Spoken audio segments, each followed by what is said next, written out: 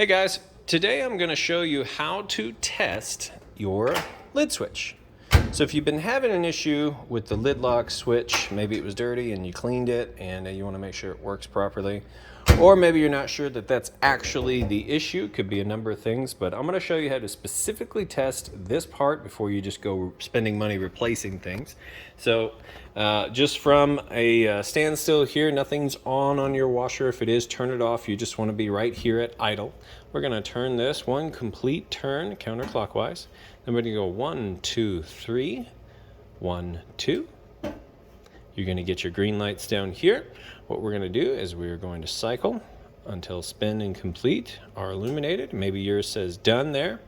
We're going to hit this button one time. Now it looks like it shut off, but it actually didn't shut off. It's going to allow us now to test various different things. And with nothing illuminated, that is actually the option for testing the lid switch. So illuminated, lid lock works, off, on, off. That's how you test your lid switch. So now if you were to hit this and instead of it engaging and locking, it started flashing at you and you could still lift this up, that's how you would know that your lock is bad and that this piece needs to be replaced. This is a big plastic piece with a little line that comes up to a little round deal that is underneath your console here. So if you're looking on Amazon, you should always reference your model number. I always recommend appliancepartspros.com.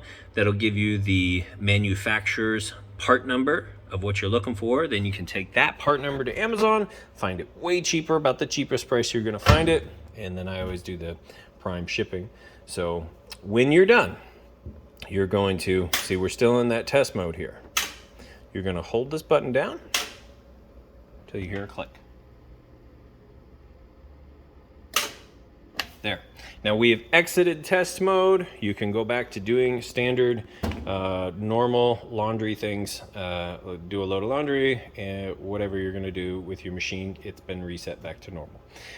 One other pro tip, if you ever have an issue, you feel like maybe your electronics aren't working right, you're pushing your start button, it's just dead as a doorknob, nothing's happening. What you can do to reset this, maybe your power clicked on and off and that hasn't been working right since, unplug your machine and hold your power button down to the count of 12. That will reset the electronics and your control board on here, okay?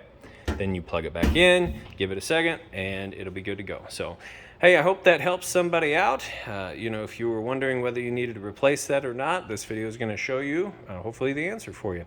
If you found this information to be valuable, please like, subscribe, and share. That way we can get it out to other people who maybe need this valuable information as well. You guys have a great day. Thanks for watching.